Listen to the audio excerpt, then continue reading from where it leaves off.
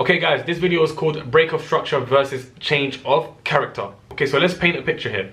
The market can go up like so, come back down.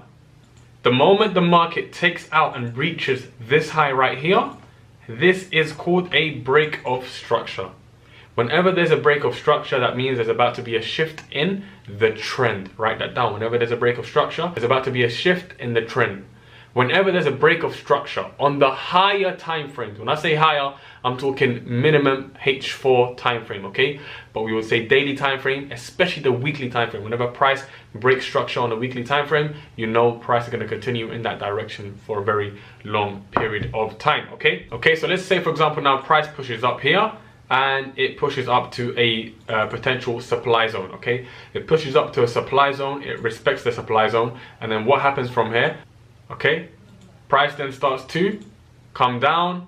Let's say it goes back up into the supply zone and then it comes down here.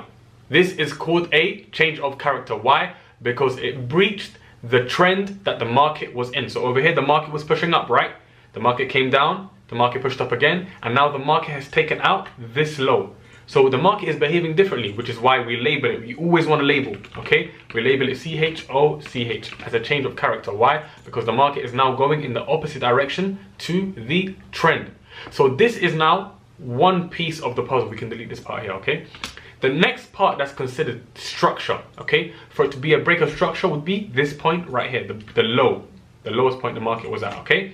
So once price comes down and breaks this low right here, this low right here, and it goes lower than that, that is now called a break of structure, and we can label this as a break of structure. And I want you guys to write down these definitions. A change of character is a break against the trend that the market was in, and a break of structure continues in the trend that the market was in. So over here we got a break of structure. This could just have been a retracement on the lower time frame, but on the higher time frame the overall bias was what? Bearish. The market was in a downtrend.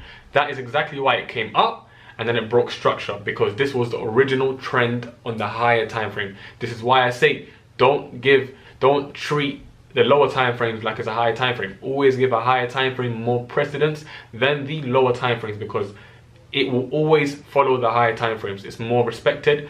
If you see price move in the opposite direction to what the higher time frame is doing, it's only for a matter of time. It's just a retracement before the actual trend continues again. And that is the difference between a change of character and a break of structure.